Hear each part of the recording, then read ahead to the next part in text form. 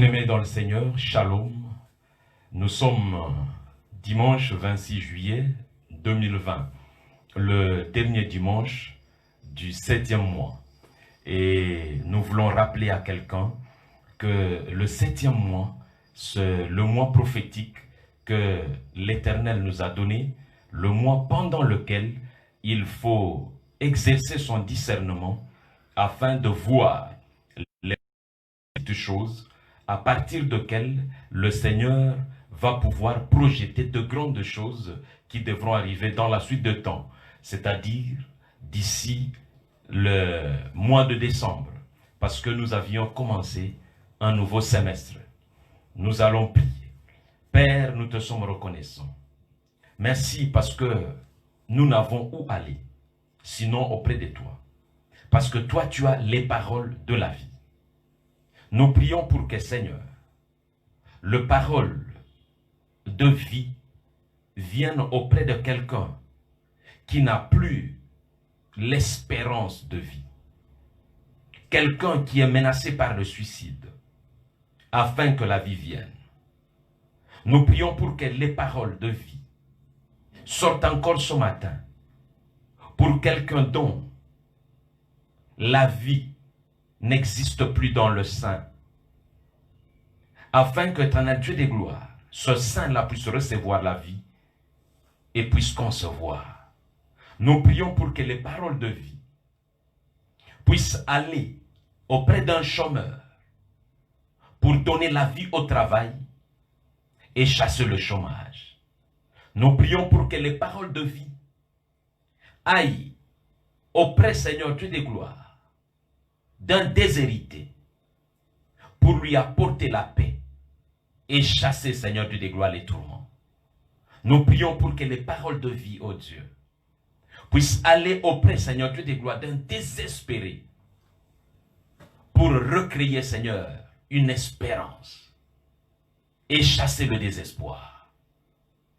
Que cette parole de ce matin, Seigneur, soit prophétique pour une vie et chasse ce qui était pour appeler ce qui doit être.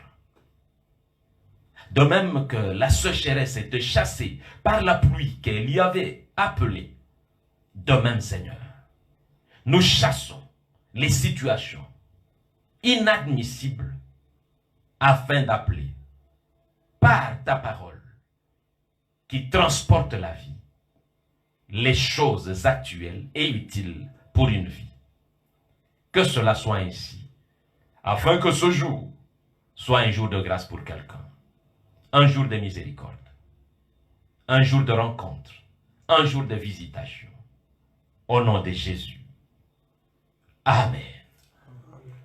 Voilà, nous sommes déjà à notre 4e dimanche, disais-je, et donc nous allons faire un effort pour avancer. Certainement que nous ne terminerons pas aujourd'hui, mais comme nous avions déjà fait une promesse, le dimanche prochain, le premier dimanche du mois d'août, nous reviendrons encore pour pouvoir aller jusqu'au bout de ce que nous avions prévu pour vous.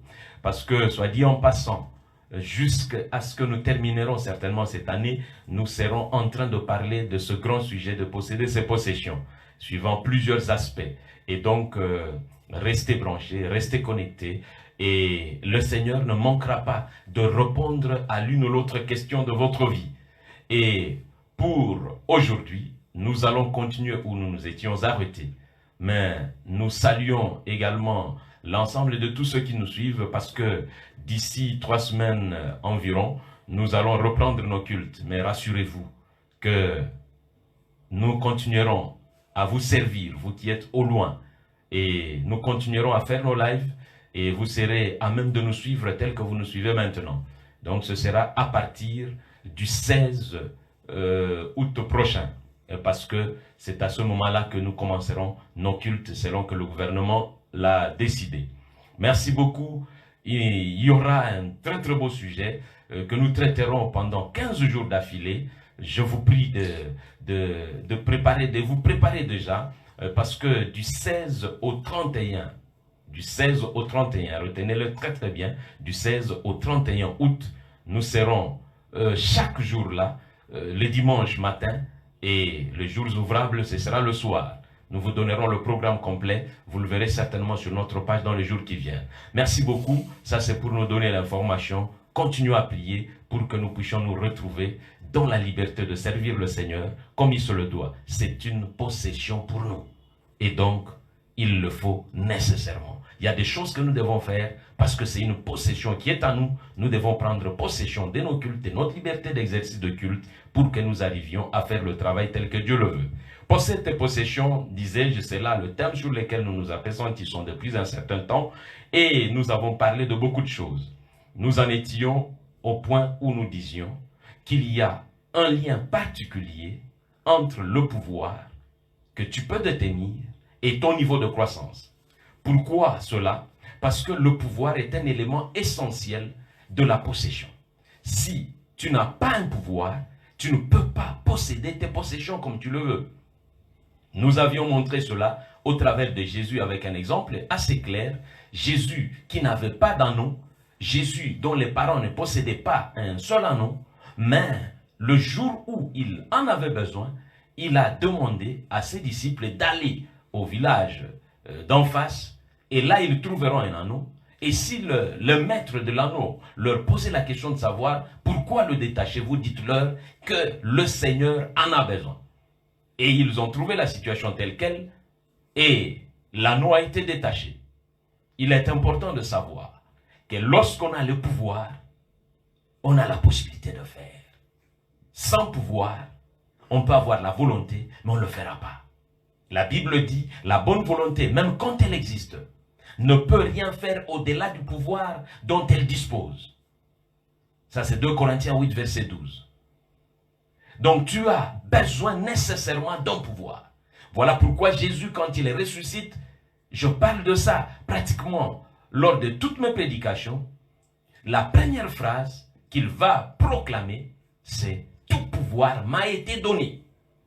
Pas dans un seul lieu, dans les ciels et sur la terre. C'est-à-dire qu'il peut opérer partout, dans l'univers tout entier, dans le monde spirituel. Et donc, nous avons intérêt à obtenir le pouvoir qu'il faut pour que nous ayons toutes nos possessions. Et donc, nous étions en train de parler du lien entre le pouvoir et la croissance. Notre texte de base, c'est toujours Genèse chapitre 30, à partir du verset 25 jusqu'au verset 42 si vous voulez. Vous pouvez lire l'ensemble du chapitre à partir du verset 25 pour que vous ayez tout ce qu'il y a au sujet de cet homme qui est notre acteur principal, à savoir Jacob. Merci beaucoup. Pour vous qui nous rejoignez, nous allons faire une lecture rapide. Acceptez vraiment que nous soyons très très rapides dans notre lecture parce que nous l'avons lu chaque dimanche et donc pour ceux qui ont une tête plus facile, ils peuvent déjà avoir retenu comment est-ce que le texte se présente. La Bible dit, après la naissance de Joseph, Jacob dit à Laban, « Laisse-moi partir pour aller chez moi, dans mon pays. Permets-moi de partir avec mes femmes et mes enfants. C'est pour elles que j'ai travaillé à ton service. Tu sais bien tout le travail que j'ai fait chez toi. » Laban répond, « Sois bon pour moi, écoute-moi. Mes dieux m'ont fait savoir que le Seigneur m'a béni à cause de toi. Dis-moi le salaire que tu veux, je te le donnerai. » Jacob lui dit, « Tu sais comment j'ai servi et ce que ton troupeau est devenu grâce à moi.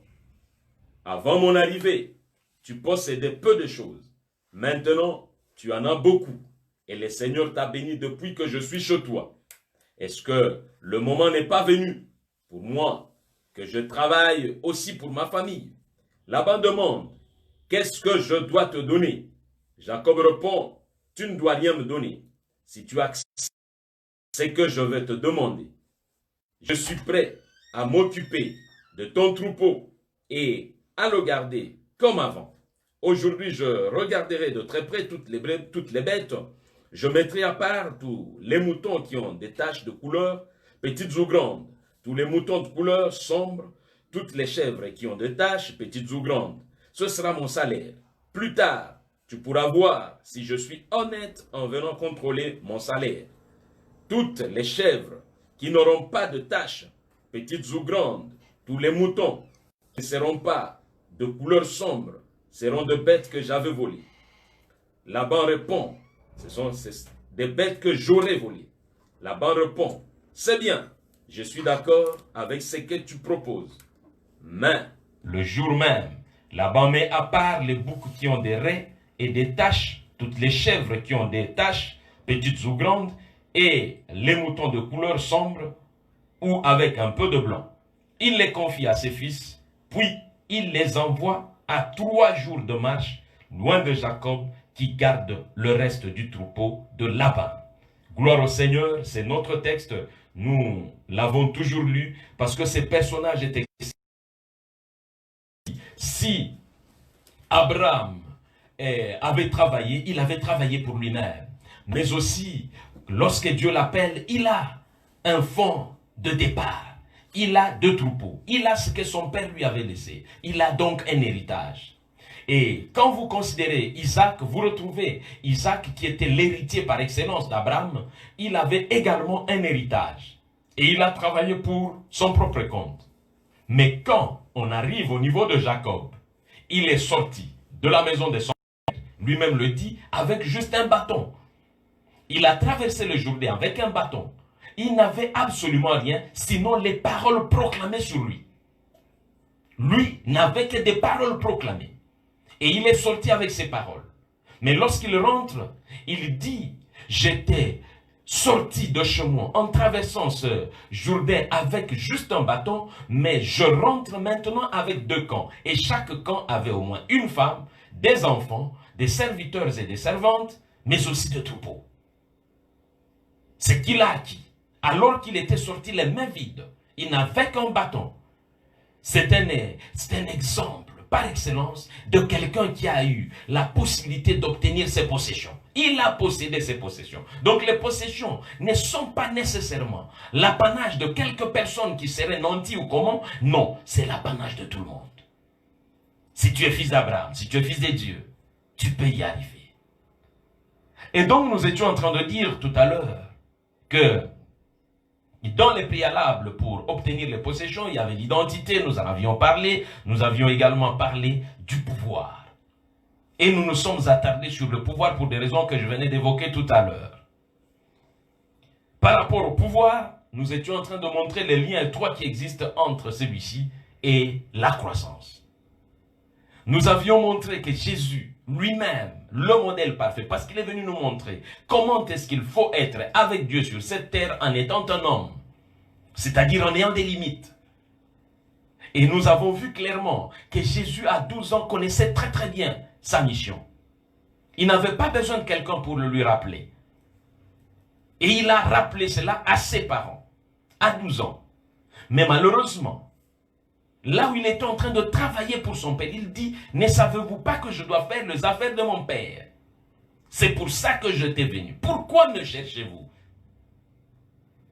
Mais on l'a pris, on l'a amené, parce que c'est un enfant. Pourquoi? Nous avions lu Galates chapitre 4, versets 1 à 2. Tant que l'héritier est un enfant, il n'est pas différent d'un esclave.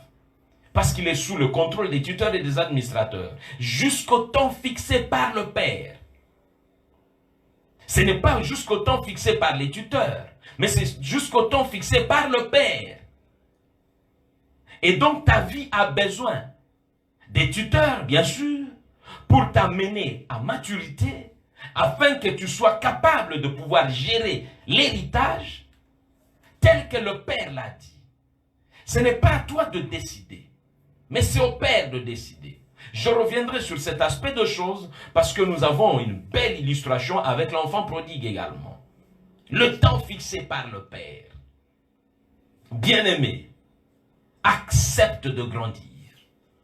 Et Jésus a été pris par ses parents comme un petit garçon. Oui, il était un petit garçon et on l'a ramené à la maison. Ils n'ont même pas eu le temps de pouvoir discuter avec lui en disant « Mais comment tu peux parler ainsi ?» Ils l'ont pris, ils l'ont ramené. Il voulait bien servir son père. Il voulait bien entrer en possession de ses possessions. Mais le temps ne le lui permettait pas. Il était encore enfant. Tant que tu seras enfant, il y a des choses auxquelles tu ne pourras pas avoir part. Alors nous sommes allés apprendre ensemble comment la croissance doit se faire pour qu'on arrive à obtenir nos possessions. Nous avions lu à cet effet Jean au chapitre 15.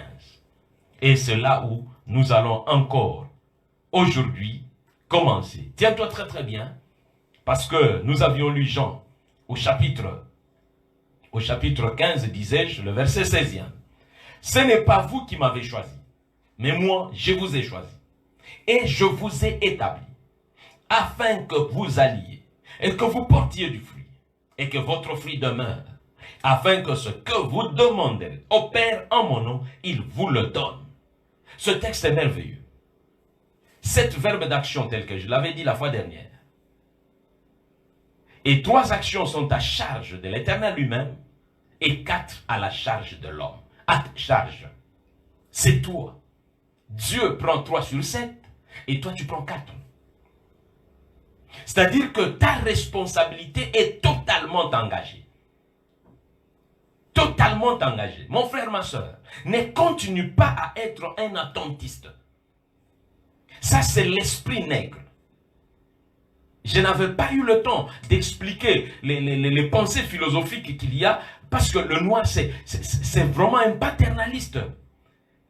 Alors que les autres sont soit panthéistes, soit judéo-chrétiens, il y a ceux qui travaillent avec leur tête, il y a ceux qui travaillent avec leur cœur, l'intérieur, leur esprit. Mais le noir en général travaille comme un attentiste. Il a toujours quelqu'un qui doit lui donner. C'est quelqu'un qui attend toujours. C'est pourquoi nos églises sont faibles. Parce que vous ne trouvez que des gens qui ne vivent que des promesses. Ils attendent. Dieu a dit. Et puis c'est fini. Quelqu'un peut-il savoir là où Dieu avait créé une maison? Avez-vous vu ça? Avez-vous vu là où Dieu avait créé une chaise? Avez-vous vu là où Dieu avait créé une table? Avez-vous vu là où Dieu avait créé une machette? C'est ça être un homme. Dieu fait des choses. Mais il y a des choses que nous devons faire. 4 sont à notre responsabilité. 3 sont à sa responsabilité. Il ne fera pas ce que tu dois faire. Et donc, tu ne feras pas non plus ce qu'il doit faire. Prends conscience. Ce n'est pas vous qui m'avez choisi. Mais moi, je vous ai choisi. Je vous ai établi. Ça, c'est Dieu lui-même. Pourquoi je l'ai fait ainsi? Afin que vous alliez. C'est-à-dire que c'est dans un but. Dieu est un Dieu d'objectif. Il est un Dieu de but. S'il t'a créé, c'est dans un but. S'il t'a appelé, c'est dans un but. Afin que vous alliez. Pourquoi vous devez aller? Et que vous portiez du fruit. N'allez pas simplement pour le plaisir d'aller, mais que vous devez porter des fruits. Et ensuite, il dit quel genre de fruits? Des fruits qui demeurent. Pas n'importe lesquels. Parce qu'aujourd'hui, on est très léger. Pourquoi ça se passera ainsi? Afin que, lorsque tu vas demander au Père, moi qui t'ai choisi, en mon nom, moi qui t'ai choisi, le Père va te le donner. Afin que tu entres en possession de tes possessions. Et donc, nous étions en train de voir cette marche. Nous étions en train d'escalader cette montagne. Nous étions en train de gravir cet escalier. Cet escalier. Assis à cette marche. La première marche, nous avons dit, c'est le fait du choix. Être choisi. Ce n'est pas toi qui a choisi Dieu, mais c'est Dieu qui t'a choisi. Jésus dit, c'est moi qui vous ai choisi. Le choix de Dieu. Tout ce que tu dois savoir, c'est que tu es le choix de Dieu. Ce n'est pas un choix léger, c'est un choix bien réfléchi. C'est un choix implacable, inaliénable. Personne ne peut réduire le choix que Dieu a porté sur toi. Personne, rien, ni un lieu, ni une personne, ni quoi que ce soit, rien. Rien ne peut te séparer de cela. Le Seigneur t'a choisi. Il t'a donné une valeur. Et nous avons compris que ça, c'est l'expression de la puissance de la grâce, qui est au-dessus de toutes les lois. Bien-aimé, quand la grâce a sonné son temps, elle est venue rencontrer quelqu'un qui avait passé 38 ans. La grâce, de là où elle se trouvait, Elle n'avait besoin que de venir rencontrer une personne. Dans la piscine de Bethesda. Jean chapitre 9. Jean chapitre 5 plutôt. Une seule personne. Qui avait déjà passé 38 ans. La loi qui était là. Ne l'avait jamais permis. Ne lui avait jamais permis d'obtenir ce dont il avait besoin depuis 38 ans. Bien-aimé dans le Seigneur, il y avait une loi. La loi qui disait que lorsqu'on tombait le premier dans la piscine après que l'ange aurait agité l'eau, la loi n'avait jamais permis à cet homme d'obtenir ce dont il avait besoin, la guérison, depuis 38 ans. Il avait bataillé. Il était déçu. Comme toi peut-être. Je ne sais pas le nombre d'années que tu traînes avec ce qu'il y a au-dedans de toi. Ce que tu es en train de subir. Les atrocités de la vie. Je ne sais pas depuis combien de temps que tu es en train de traîner ta stérilité. Combien de temps ta belle famille est en train de te harceler. Et de dire tous les jours que tu dois quitter le toit conjugal. Je ne sais pas combien de temps. Mais je suis venu te dire. Il y avait une loi. La loi qui ne permettait pas à cet homme d'obtenir ce dont il avait besoin. Mais la grâce est venue. 38 ans après. La grâce supplante toutes les lois. Elle n'obéit à aucune loi. C'est pourquoi elle ne dépend ni de celui qui veut, ni de celui qui court.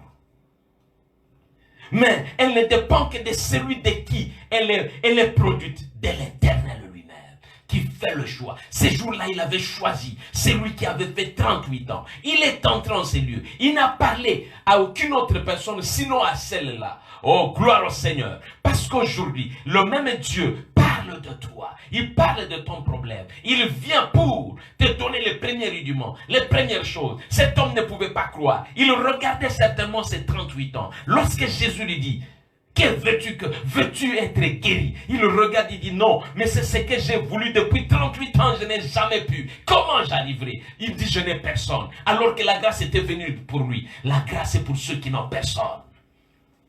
Si tu n'as personne aujourd'hui, la grâce est pour toi. La miséricorde de Dieu est pour toi.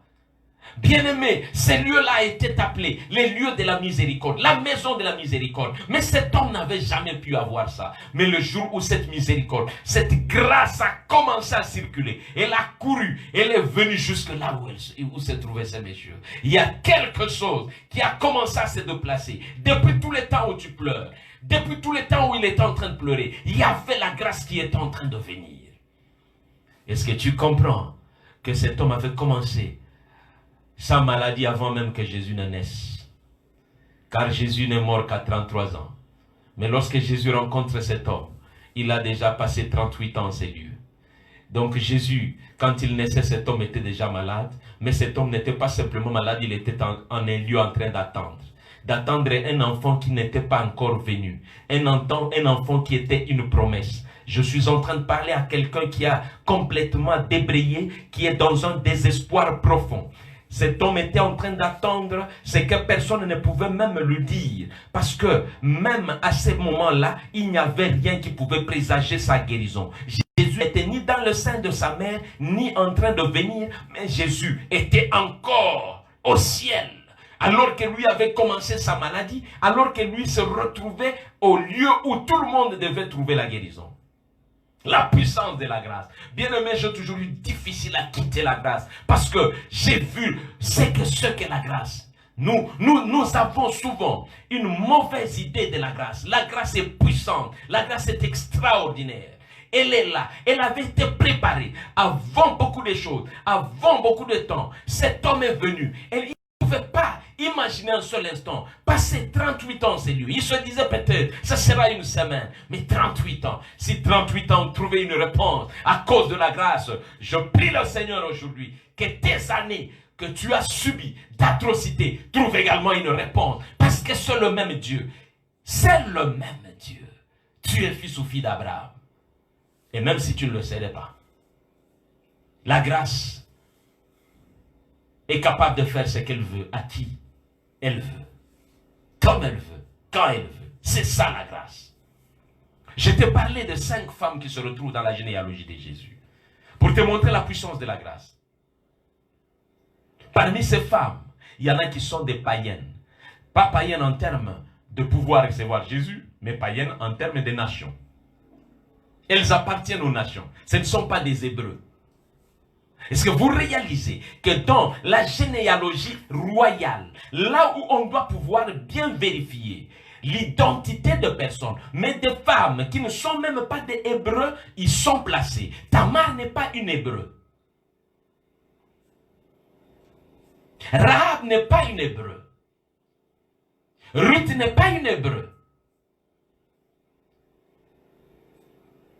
Je n'ai pas encore vérifié la nationalité de Bathsheba, mais déjà son mari est un Héthien.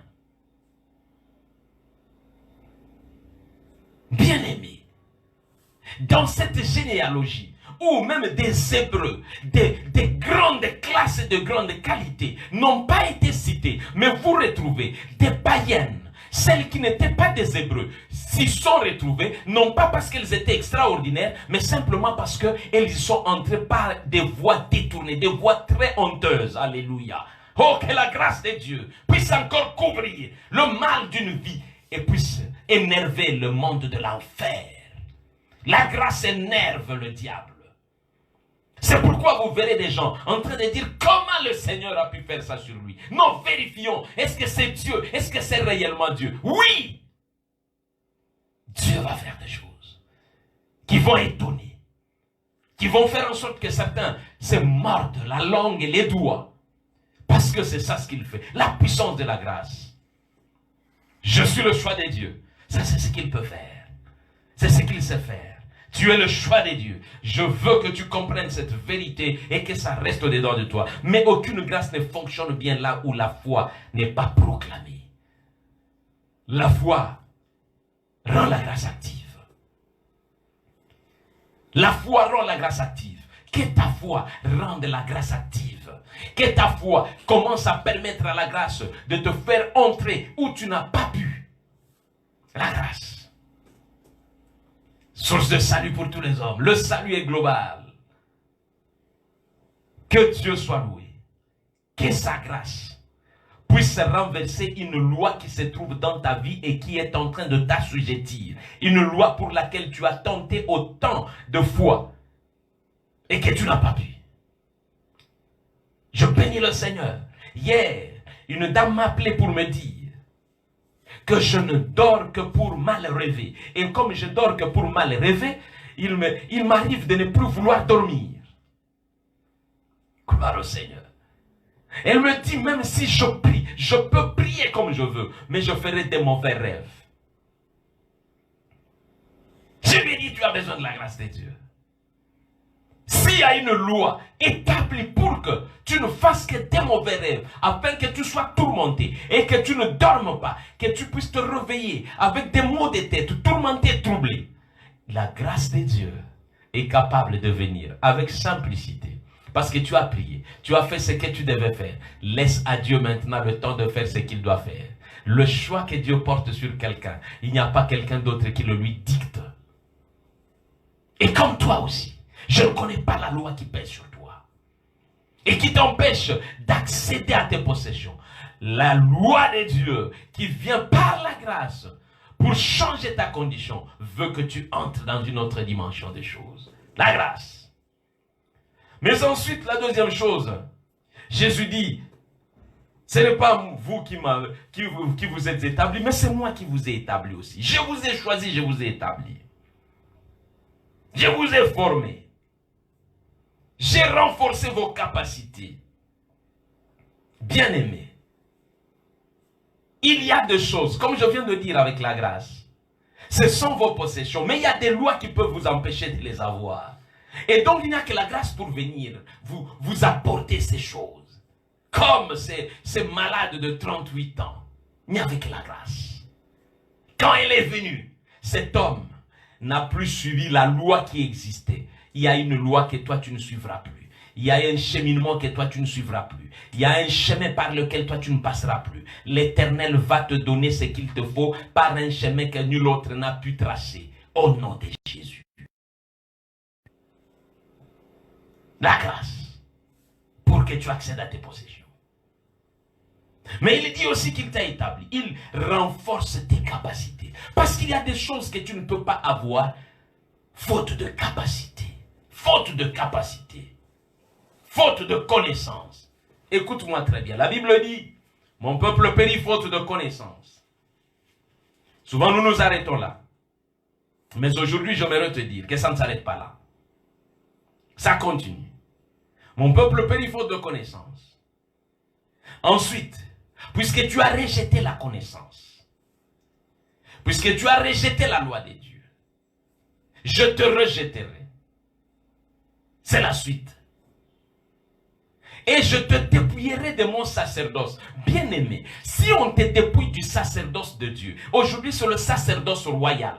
Si Dieu te dépouille de ça, tu restes avec quoi? Et donc il y a plusieurs personnes aujourd'hui qui sont en train de crier ça et là, mais ils sont sans sacerdoce parce qu'ils n'ont pas la connaissance. Vous n'avez pas les niveaux qu'il faut. Vous avez oublié la connaissance, vous avez rejeté la connaissance, vous n'en avez pas, vous ne pouvez pas avoir le sacerdoce.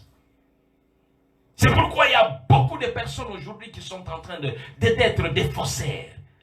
Bien-aimés dans l'église, nous avons plein de faussaires. Quand tu ne sais pas grandir, sans connaissance, tu as rejeté la connaissance. On t'appelle pour apprendre, tu ne veux pas. Tu ne veux pas connaître Jésus, mais tu veux servir. Tu veux aller avec ce que tu penses être, ce qu'il faut. Tu n'as pas le sacerdoce. C'est pourquoi il y a des gens qui trouvent des voies détournées pour servir Dieu. C'est pourquoi la chair se met à servir Dieu. C'est pourquoi le sang se met à servir Dieu. La Bible est claire. Il y a des personnes qui peuvent naître du sang. Il y a des personnes qui peuvent naître de la chair. Il y a des personnes qui peuvent naître de la volonté de l'homme. C'est pourquoi le jour où Jésus parle à Pierre, il lui dit ce n'est pas l'eau et le sang.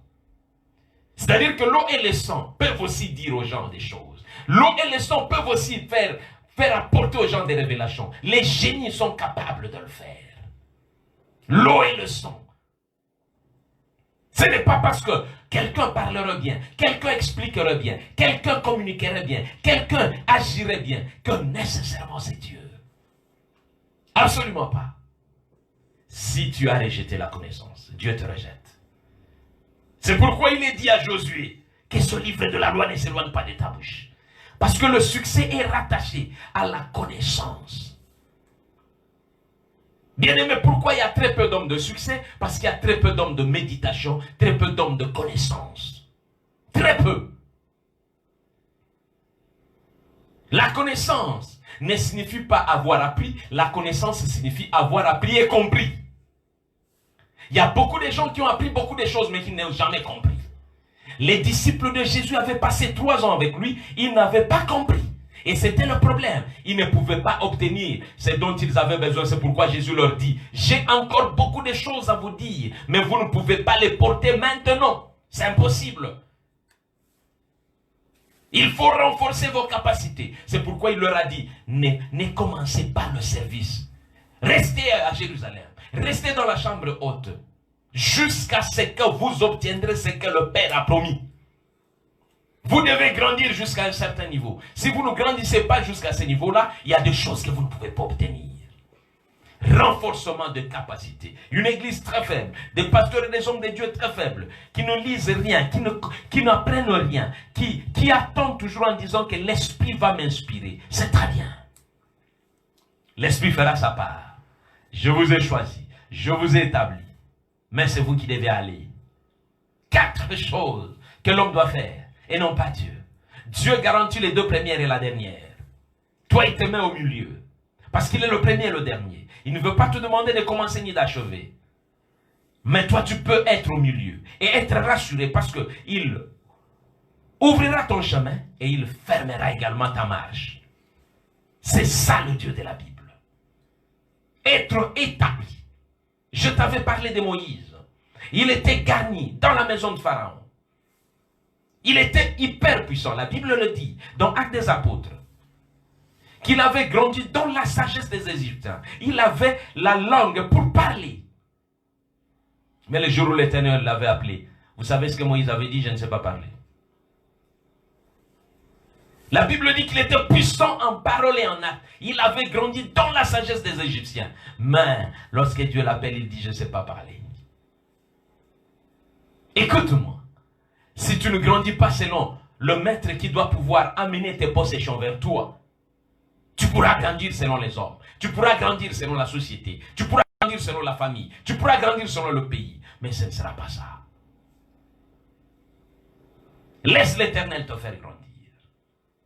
Renforcement de capacité. Mon peuple périt faute de connaissance. Puisque tu as rejeté la connaissance, je te rejetterai. Et je te dépouillerai de mon sacerdoce. Et la troisième dimension de ce texte, c'est quoi? Puisque tu as oublié la loi de ton Dieu, moi aussi je vais oublier. J'oublierai tes enfants. Tu es en train de condamner des personnes qui peut-être ne sont pas encore nées. Parce que simplement tu as oublié la loi de Dieu. Je réveille quelqu'un. Tu es en train de pleurer depuis des années. Est-ce que tu peux me dire que tu n'as pas oublié la loi de Dieu? Tu es en train de crier depuis des années. Est-ce que tu n'as pas oublié la loi de Dieu? Tes enfants sont devenus je ne sais quoi. Est-ce que tu n'as pas oublié la loi de Dieu? Rappelle-toi d'où tu es tombé. N'as-tu pas oublié la loi de Dieu? La connaissance. Il faut connaître celui qui t'a appelé. Il faut connaître celui qui t'a choisi. Ne cherche pas à connaître d'abord le diable. Le diable ne t'a jamais appelé. Il n'a jamais rien créé. Oh, que le Seigneur puisse aider encore quelqu'un ce matin. Bien-aimé, la paix et la grâce sont multipliées, je l'avais dit, par la connaissance de Jésus. 2 Pierre 1, verset 2. Que la grâce et la paix vous soient multipliées par la connaissance de Dieu et de Jésus notre Seigneur. Que la grâce et la paix vous soient multipliées par la connaissance de Dieu et de Jésus notre Seigneur. Si vous n'avez pas la connaissance de Dieu et de Jésus notre Seigneur, la grâce ne peut pas vous être multipliée. C'est pourquoi il dit, je vous ai établi. Vous devez être formés. Que vous me connaissiez moi qui vous ai appelé, que vous me connaissiez moi qui vous ai établi, et que vous me connaissiez moi qui vais vous envoyer. As-tu un contact avec celui qui t'avait choisi? Tu vis maintenant comme tu veux.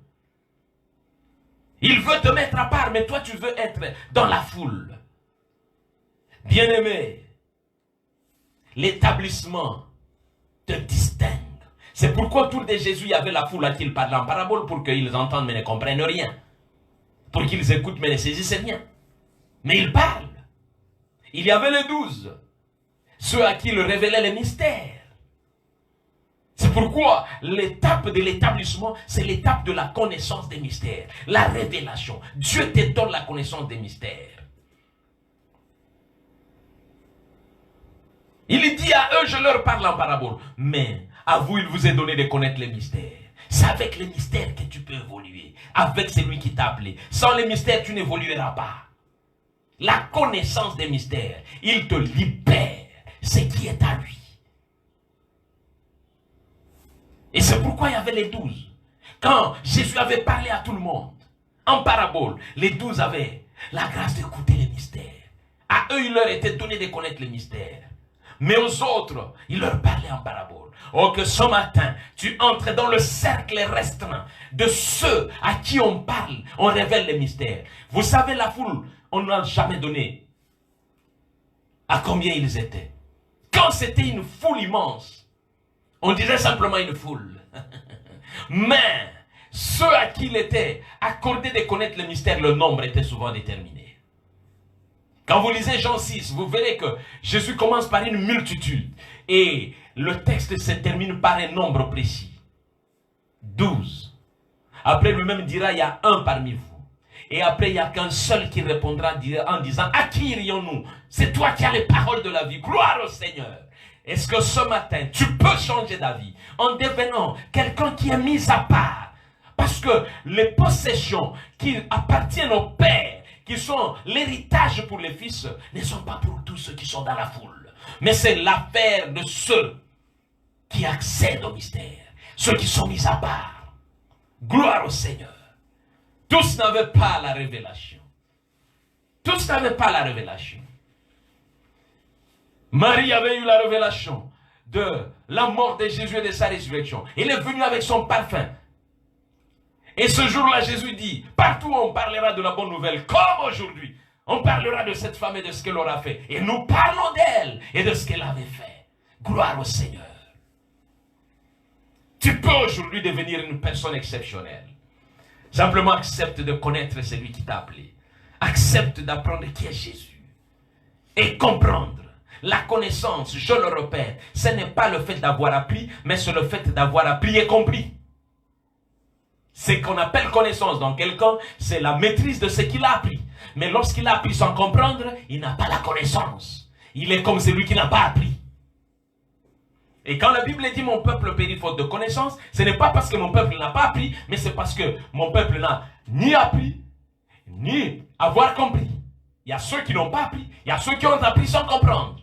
Les 12 qui étaient avec lui avaient appris mais sans jamais avoir compris. Et lorsqu'il est en train de ressusciter et de vouloir partir, il les enseigne pendant 40 jours, la première chose, la Bible dit, leur ouvrir l'esprit afin qu'ils comprennent les Écritures. Ils n'avaient jamais compris. Que ce matin, ma prière puisse faire que tu comprennes ce que tu as appris. Aujourd'hui, les gens réclament les possessions sans avoir rien compris.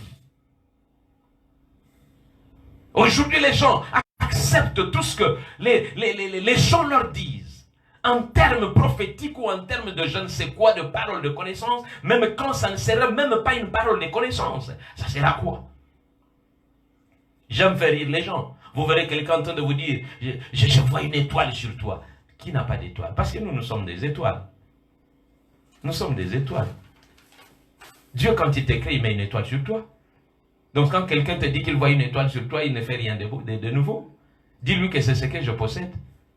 Je dois en avoir. Il n'y a rien de nouveau. Les gens sont assemblés en pleine prière. Alors on dit, Nazaka Tinabino, ça c'est notre langue d'ici. Je suis au milieu de vous. Mais il doit être au milieu de nous. Mais nous voulons le voir actif, c'est différent. Il est omniprésent, donc il est là. Mais nous voulons le voir actif, c'est différent. Bien-aimés dans le Seigneur, il y a une compréhension qui rend votre connaissance utile. Et cette connaissance vous établit. Cette connaissance vous rend singulier. Cette connaissance vous met à part. Cette connaissance vous donne accès au mystère. Et vous devenez très utile. Vous devenez un point de contact du ciel sur la terre. Et le ciel s'ouvre pour vous. Alléluia. Le ciel reste ouvert pour vous. Et le ciel commence à fonctionner. En considérant votre présence, vous devenez comme une boussole sur la terre que le ciel utilisera pour orienter des vies. Le troisième niveau de croissance, il dit, afin que vous alliez, allez. Bien-aimé, mets-toi en mouvement. Tu as trop amassé. Tu attends encore. Allez. Maintenant, c'est toi qui commences. Dieu a fait ce qu'il devait faire. Maintenant, c'est toi. Tu dois aller. Tu dois te mettre en mouvement. La Bible dit, c'est lui qui nous donne la vie, l'être et le mouvement. Il faut qu'il y ait du mouvement. La vie, c'est être en mouvement. Être en mouvement.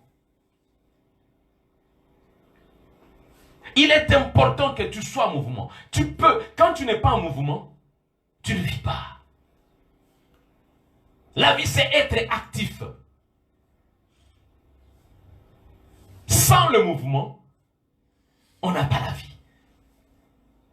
La chaise existe mais ne vit pas. La table existe mais ne vit pas. Une statue existe mais ne vit pas. Tu ne dois pas simplement exister, mais tu dois vivre. Tu dois être actif. Lorsque Dieu crée l'homme au commencement, il commence par créer presque une statue qui n'avait pas de vie. Mais lorsqu'il insuffle de son souffle là-dedans, alors il obtient la vie. C'est pourquoi la Bible dit, l'Esprit de l'Éternel m'a créé, le souffle du Tout-Puissant m'anime, ou le souffle du Tout-Puissant me fait vivre, me rend actif, me donne le mouvement. Parce que la statue ne pourra pas bouger. L'homme sans le souffle ne peut rien.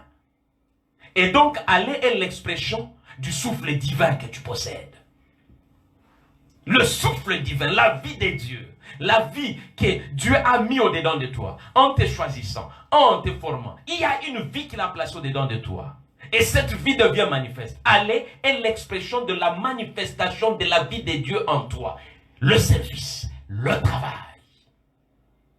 Qu'est-ce que tu as déjà fait pour ces dieux? Tu es toujours en train d'attendre. Nous sommes dans des églises où les gens attendent toujours. Ils ont autant de promesses écrites dans des cahiers de registre, mais ils n'ont aucune activité faite. Est-ce que je peux te poser une question ce matin? Si Dieu venait de te poser la question, qu'as-tu déjà fait pour lui? Tu vas lui dire certainement que je prie chaque jour. Mais il te dira que quand je regarde tes prières, je ne trouve que des prières pour toi-même. Donc tu n'as encore rien fait pour moi. Quand je regarde toutes tes activités, tout est centré sur toi-même. Tout ce que tu fais, c'est parce que tu veux que tu reçoives. Même quand tu donnes, tu n'attends qu'un retour. C'est pourquoi chaque fois tu rappelles ce que tu avais donné. Mais ceux qui donnent en faisant un travail, ils ne rappellent rien. Gloire au Seigneur. Ils savent qu'ils ont fait leur travail.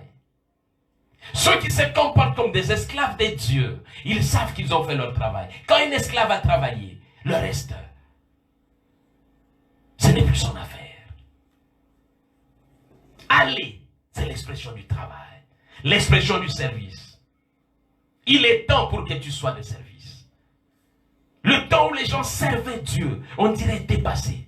Maintenant, les gens ne viennent qu'au culte. Les gens ne viennent qu'au rassemblement. C'est pourquoi, pendant que Dieu a permis que cette pandémie vienne, plusieurs ne savent même plus que faire pour Dieu. Ils n'ont rien à faire. Parce qu'ils croient que faire des choses pour Dieu, servir Dieu, signifie aller à l'église, comme ils aiment dire.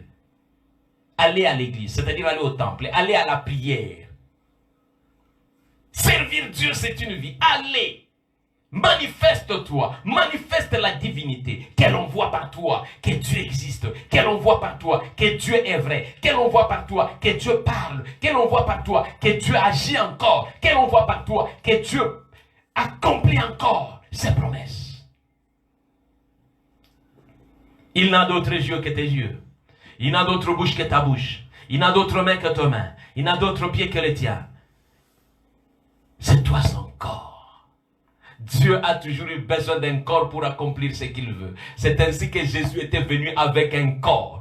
Il était un esprit ayant un corps. Dieu a toujours besoin d'un corps. Dans ce monde, Dieu a établi la loi selon laquelle ce sont des corps matériels qui doivent travailler. Lorsque le corps matériel ne travaille pas, on est en train d'usurper une loi et on est un faussaire.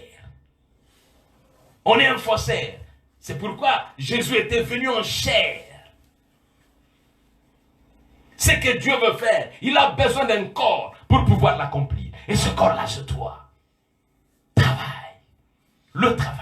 Bien-aimé, où se trouve ton travail? Que peut-on dire de ton travail? Allez. La Bible dit dans Isaïe chapitre 6, verset 8. J'ai entendu la voix du Seigneur disant, qui enverrai-je et qui marchera pour nous? Je répondis, mais voici, envoie-moi. Veux-tu arriver à obtenir tes possessions? Accepte de partir. Accepte de servir Dieu. Parce que tes possessions sont au bout. Et tu les obtiendras certainement. Esaïe a entendu la voix de Dieu. Il cherchait qui marchera, qui se mettra en mouvement. Alléluia. Qui va aller. Ne continue pas à être attentif, attentiste plutôt. Mets-toi en mouvement. C'est le moment. Mets-toi en mouvement. Se mettre en mouvement ne signifie pas nécessairement un mouvement physique. Ça peut être un mouvement spirituel. Mais c'est le travail. Tu dois travailler pour le Seigneur. Tu dois travailler. Ne continue pas à être oisif. Tu dois travailler. C'est l'expression de ce que chacun de nous a reçu et qu'il met au service des autres. Aller signifie mettre au service des autres le talent, les dons, les grâces que tu as reçues. Parce que la formation met en exergue les choses qui sont en toi. La formation va faire ressortir tes dons. La formation va faire ressortir tes appels particuliers. La formation va faire ressortir tes capacités intrinsèques, tes capacités qui n'étaient pas encore connues et va te rendre quelqu'un de très important. Mais maintenant, tu dois pouvoir utiliser ces capacités pour les autres. Un dispensateur des grâces. C'est ce que dit l'apôtre Pierre. En 1 Pierre chapitre 4, verset 10 à 11. Comme des bons dispensateurs des grâces que nous avons reçus des dieux. Nous devons être au service des autres. C'est là le sens de la parabole de Luc chapitre 19, verset 11 à 26. Ou quand vous prenez Matthieu chapitre 25, verset 14 à 30. La formation, l'établissement a permis à ce que vous manifestiez quelque chose. C'est pourquoi quand le maître vient, il dit à l'un, il a donné 5, à l'autre 2, à un autre 1. Parce que vous avez des capacités différentes. Mais il fallait maintenant travailler. Après avoir été établi comme serviteur, il leur a donné. Maintenant, il fallait utiliser les talents qu'ils avaient reçus. Et la suite, vous la connaissez. Le travail. Bien-aimé, le travail à lui seul ne suffit pas. Même si c'est la façon de te rendre utile. Aller signifie se rendre utile. J'ai vu un homme comme David. Il avait compris qu'il fallait faire les petits boulots. Aujourd'hui, les gens n'aiment plus les petits boulots. Dans le ministère, les gens n'aiment plus les petits travaux. Ah non, mais qu'est-ce qu'il croit? Il est en train de me diminuer. David était l'homme de petits boulots. Allez, commence par le petit boulot. Commence par ce qu'on te donne. Le petit boulot. David a accepté de gérer le petit troupeau de son père. C'était un petit boulot. Tous les autres étaient dans le boulot d'honneur. Ils étaient des soldats. David était dans le petit boulot. Mon frère, ce qui fait que tu n'as pas reçu ce que Dieu veut te donner, c'est parce que tu avais refusé le petit boulot. Pour arriver au grand boulot, il faut que tu commences par le petit boulot. David a accepté de gérer le petit boulot avec le petit troupeau de son père. David a accepté de devenir la personne qui doit égayer quelqu'un. Est-ce que vous vous rendez compte de ça? Saoul était sous la pression des esprits mauvais. Mais quand il voulait bien se sentir, on l'appelait, David était devenu son griot. Il était son petit griot. Il devait se tenir là et jouer à la harpe pour lui, chanter de belles mélodies de Dieu pour que Saoul se sente bien. Alléluia. C'était un petit boulot. Il était presque un valet. Gloire au Seigneur. Chaque fois tu regardes et tu dis, il me traite comme un valet. Est-ce qu'il connaît ma valeur? Est-ce qu'il connaît mon diplôme? David était un homme selon le cœur de Dieu. Il était déjà loin lorsqu'il était en train d'aller faire le petit boulot de Saoul, alors que Saoul était rejeté. Mon frère, ce qui te détruit, c'est que tu ne comprends pas que le travail que tu dois faire, tu dois le faire. Arrête l'orgueil. Tu ne t'es choisi pas ce que tu dois faire nécessairement. Jacob a commencé par travailler pour quelqu'un. Et il est sorti riche, plus riche que celui pour qui il avait travaillé. Il était devenu le domestique de cet homme. Il faisait tout pour lui. Et quand vous lisez le texte qui parle, quand Jacob relate sa douleur et sa souffrance, c'est atroce. Il était dans le petit boulot. Joseph était dans les petits boulots. Il était en prison, dans les petits boulots, jusqu'à ce qu'il est allé à la cour royale. Quel est le petit boulot que tu as refusé? Tu regardes tout ce qu'on te propose dans la vie. Tu n'as pas un salaire et tu veux toujours vivre aux dépens des gens. Tu regardes toujours. On te donne quelque chose et tu te dis c'est trop peu. Le petit boulot. Tu es surendetté parce que simplement tu ne peux pas faire le petit boulot. Aujourd'hui, je te dis que l'étape suivante pour accéder à ces possessions, c'est faire le petit boulot. Comme David. Le petit boulot a amené Ruth vers le mariage auprès d'un homme riche. Elle est entrée dans ses champs pour dire est-ce que moi je peux glaner sur les restes qui est abandonné. Est-ce que je peux glaner un petit boulot, mais qui a ouvert les portes de la maison d'un riche. Jeune fille, tu ne sais pas pourquoi tu ne te maries pas. Parce que tu crois que celui avec qui tu dois te marier doit avoir déjà ce qu'il faut. Mais commence le petit boulot, c'est en ces lieux-là qu'on va te découvrir. Tu es en train de faire la rue, de rester tous les jours à la maison, en train de tailler tes ongles pour que le soir tu te mettes à la porte et que tu étendes tes pieds. C'est pas ça le petit boulot qui va faire qu'on te revoie. Va travailler.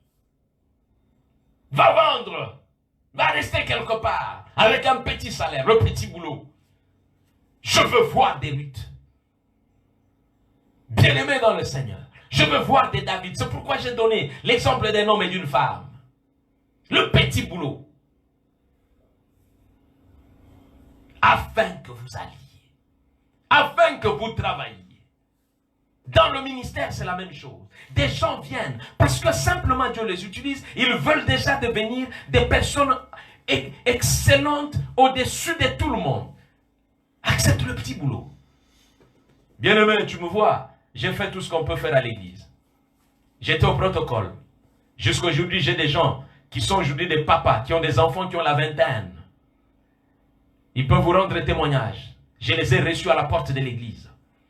Et ce qui les avait troublés, c'est que le jour suivant, quand ils sont revenus, je leur ai donné leur nom. Je les ai appelés par leur nom, alors que je ne les avais vus qu'une seule fois. Je leur ai demandé leur nom qu'une seule fois. Jusqu'à aujourd'hui, ils sont là. Et à ce moment-là, j'étais à la porte. Je faisais le travail de protocole. Je sais ce que c'est que travailler pour quelqu'un d'autre. Je l'ai fait. J'ai fait ce travail de tout cœur. J'ai des pères qui peuvent vous rendre témoignage. J'ai travaillé pour des gens dans le ministère. J'étais à leurs pieds. Quand je recevais quelque chose, je commençais par leur donner. Et ce sont eux qui me donnaient le reste. Je ne me faisais pas valoir. Les petits boulots. Sinon, vous n'arriverez pas. Quand on dit aller, ça ne signifie pas que vous commencez haut. Vous commencez bas. Jésus n'a pas commencé haut, il a commencé bas. Il a commencé par être un homme. Il a commencé par devenir, et puis devenir comme un serviteur. Il a commencé par se dépouiller. Et puis, il a reçu un nom au-dessus de tout nom. Oh, gloire au Seigneur. Allez. Fais le petit boulot. Sinon, tu seras comme cet homme qui avait dit non, non, non, non. J'ai trouvé que tu étais très méchant. Tu étais très sévère. Il a pris le talent, il l'a caché.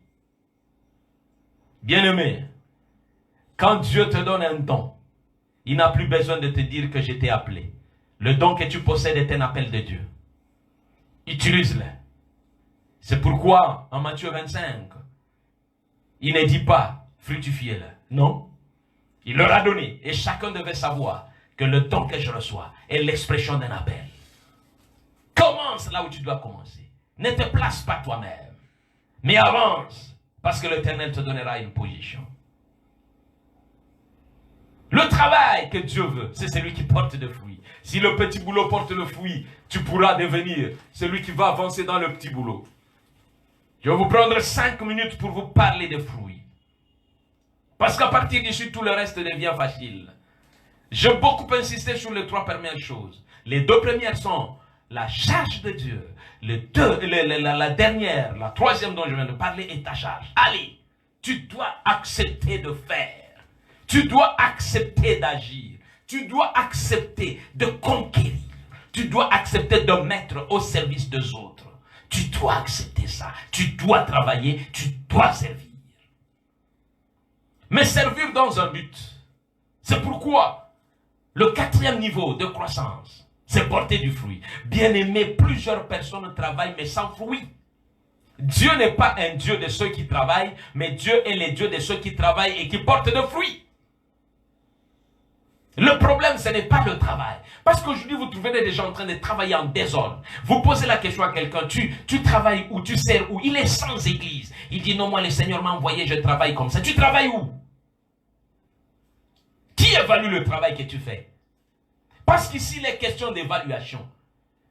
Le fruit doit demeurer, ce que nous verrons tout de suite. Donc, il y a une évaluation. Mais comment on va évaluer quelqu'un qui est indépendant à un niveau exceptionnel? 100% indépendant. Quelqu'un qui vous dit, j'ai été appelé. De toutes les façons, l'appel est dans le sein de ma mère. Oui. Mais faudra-t-il encore que tu trouves un sein? Dieu aurait pu faire que tu viennes comme Melchisedec. Mais déjà, il te dit que je t'ai appelé. Je t'ai connu avant le sein de ta mère. Mais pourquoi il t'a appelé ta mère? C'est facile, non? Le même Dieu qui t'a connu avant le sein de ta mère. Parce que tu ne veux pas la reconnaissance des hommes. Mais tu peux venir sans ta mère. Mais pourquoi il te fait passer par une mère? Si tu as une mère, si tu as un père naturel, rassure-toi que tu as besoin d'un père spirituel. Rassure-toi que tu as besoin d'une église. Tu en as besoin. L'église est comme une mère. Sinon Dieu pouvait te faire venir comme Melchisédek. Jésus n'est pas venu comme Melchisédek. Et donc toi tu ne pourras pas venir comme Melchisédek. Jésus avait un père. Même s'il était nourricier.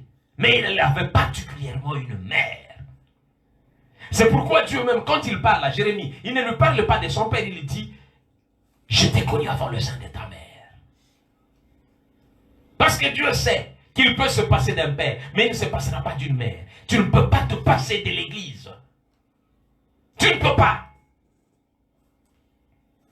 Il s'est passé d'Isaac, mais il ne pouvait pas se passer de Rebecca. Il pouvait se passer de Joseph, mais il ne pouvait pas se passer de Marie. Je ne veux pas parler de ça aujourd'hui. Mais je te dis simplement, aligne-toi, parce qu'on doit évaluer, porter du fruit.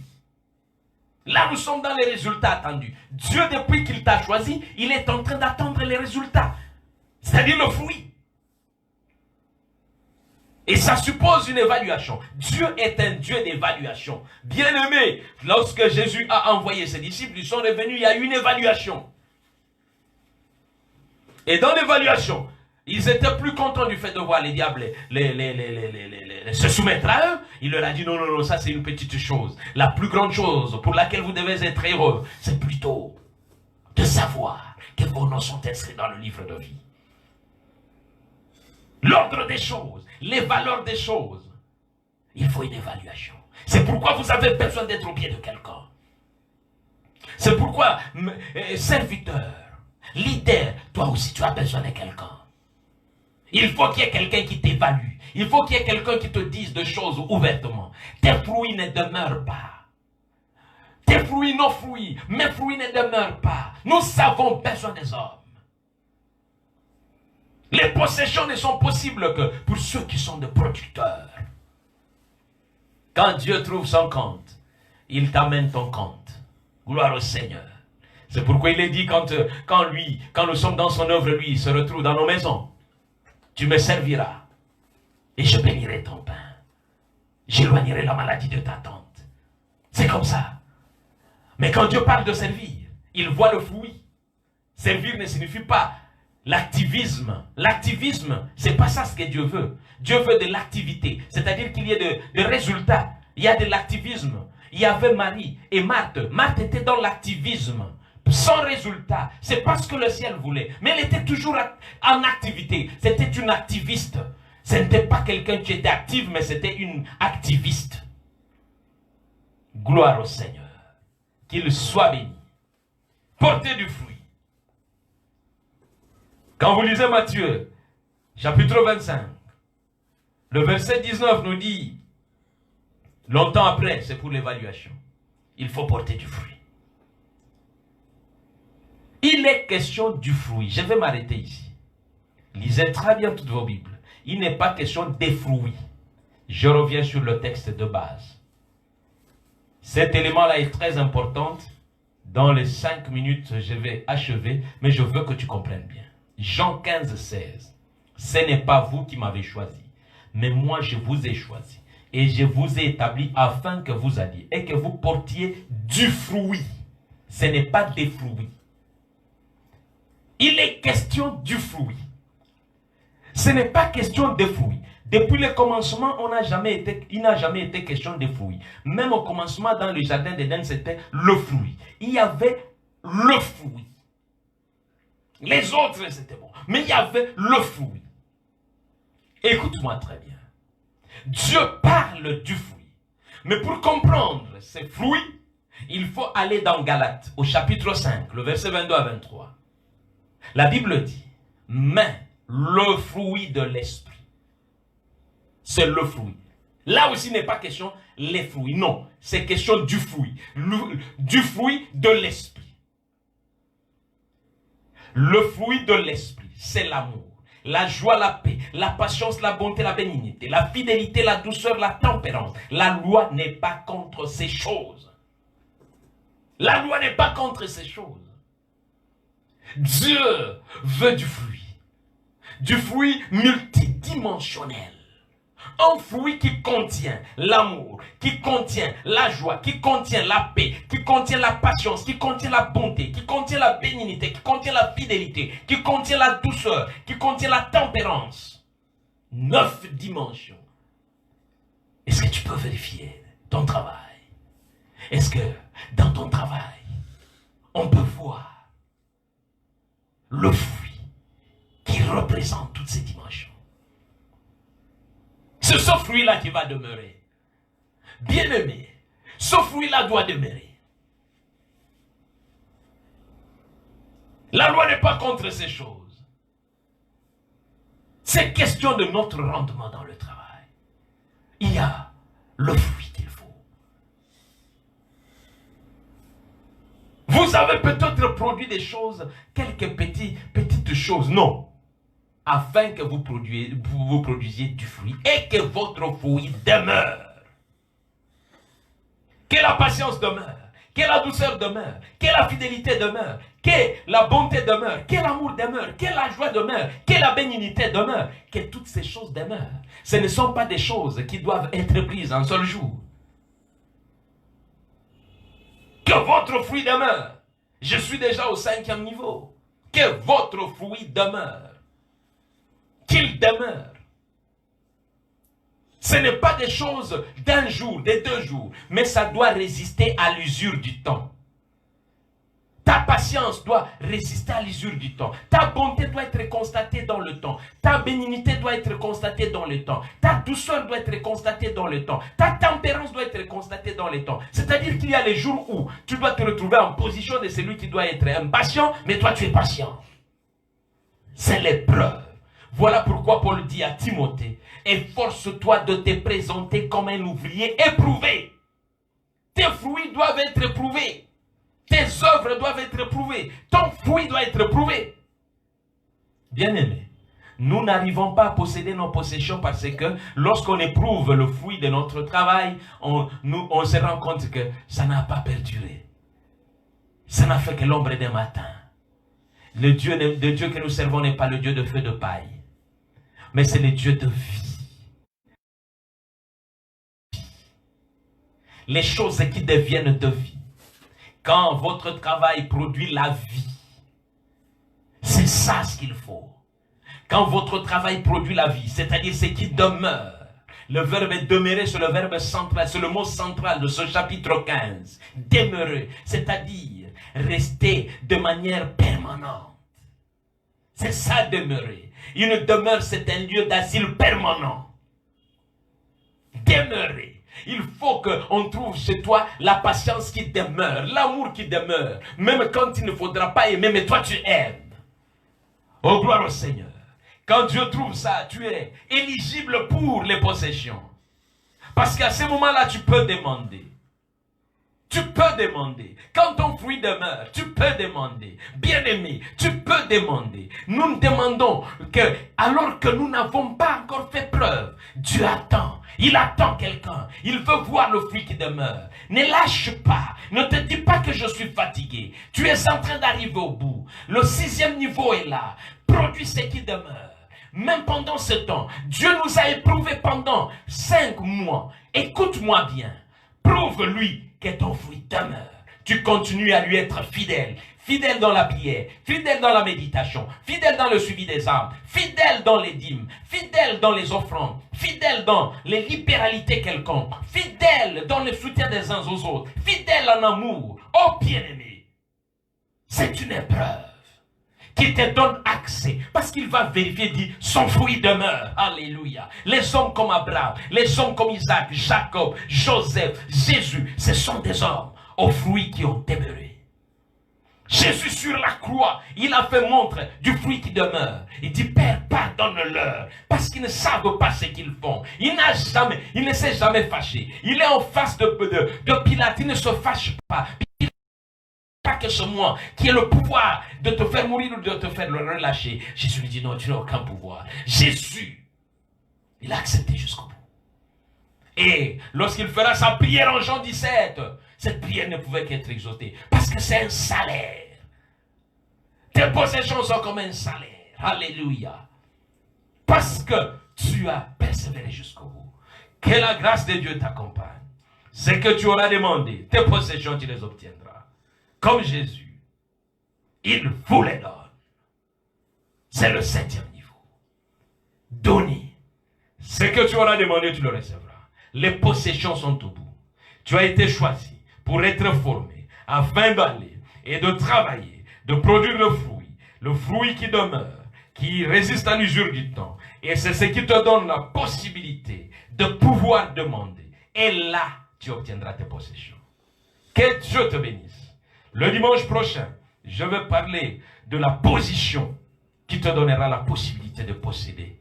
Et nous clôturerons avec quelques éléments essentiels. J'ai pris un peu plus de temps aujourd'hui parce que je voulais bien arriver au bout. Prions le Seigneur. Père, je prie au nom de Jésus que tu fortifies quelqu'un. Quelqu'un qui a commencé la marche, mais qui est fatigué. Qu'il soit comme cet homme, qui n'a jamais quitté les lieux où tu devais le visiter. Merci au Dieu, parce que les possessions sont possibles. Du fait que tu as appelé mon frère, ma soeur, du fait que tu lui as parlé, du fait que tu l'as établi, il y a des possessions pour lui. Je prie aujourd'hui que ce mois qui est en train de s'achever puisse être réellement une porte pour quelqu'un. Ok, ce qu'il serait en train d'attendre, ce qu'il serait en train de rechercher, ce qui le ferait gémir depuis des années, puisse le lâcher au nom de Jésus et que sa route continue, sa marche continue, parce que tu es le Dieu qui n'arrête pas la marche de ceux qui t'appartiennent. Tu crées toujours des choses nouvelles. Merci parce que, oh Dieu, tu vas terminer avec nous ce mois de façon merveilleuse. Et que tu prépares le mois prochain pour que nous continuions à posséder nos possessions, à devenir des hommes qui voyons des opportunités, à devenir des hommes qui saisissons nos bénédictions, à devenir des hommes qui savons nous réarmer mentalement, à devenir des hommes qui savons nous réarmer, réaménager notre temps présent, et des hommes qui savons comment nous devons percer le mystère de monde incontrôlable. Merci parce que Seigneur, tu feras cela. Que la bénédiction de l'Éternel mon Dieu puisse t'être accordée.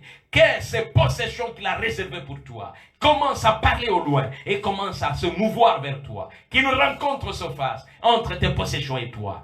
Que la grâce de mon Dieu coule encore, car tu es son choix. Au nom de Jésus. Et nous disons Amen. Amen. Shalom chez vous. Merci.